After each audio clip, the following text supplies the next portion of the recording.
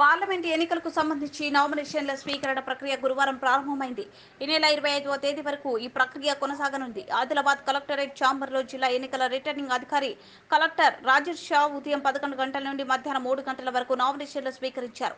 ఈ నెల 26న నామినేషన్ల పరిశీలన, 29 వరకు ఉపసంహరణ, మే 13న పోలింగ్ జరగనుంది. కాగా తొలి రోజు 2 అభ్యర్థులు నామినేషన్లు దాఖలు చేశారు.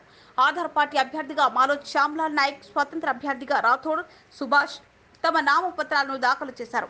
ఆర్ఓ కార్యాలయంలో ఈ నామినేషన్ పత్రాలను మద్దతుదారులతో కలిసి అందజేశారు. అటు నామినేషన్ల స్వీకరణ సందర్భంగా కలెక్టరేట్లో ప్రత్యేక సహాయ కేంద్రం ఏర్పాటు చేశారు. నామినేషన్ కోసం వచ్చే అభ్యర్థులకు సంబంధించి 100 మీటర్ల వరకు 3 వాహనాలను అనుమతించారు.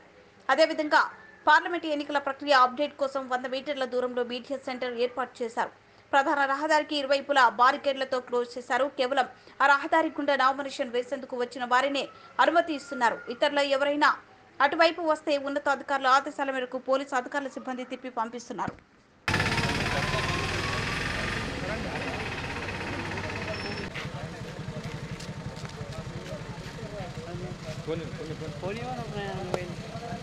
ఏం పేరు అన్న మీది? సుభాష్ రాథోడ్, సర్పంచ్. ఎక్కడ? చూడ గ్రామ పంచాయతీ గేర్ చెప్పు. ఇలా 5 మెంబర్సే ఉండాలి. చూడండి,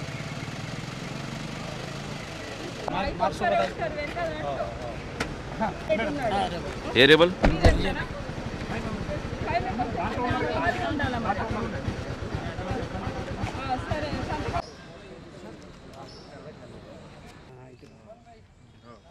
పెట్టాను.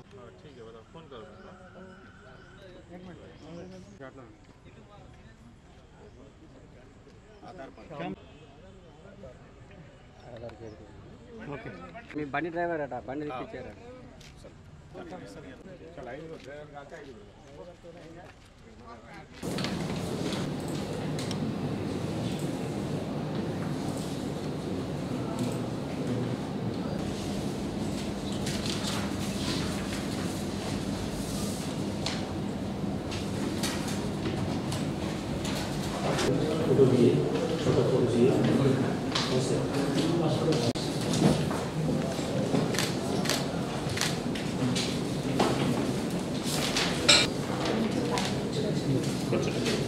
Isso.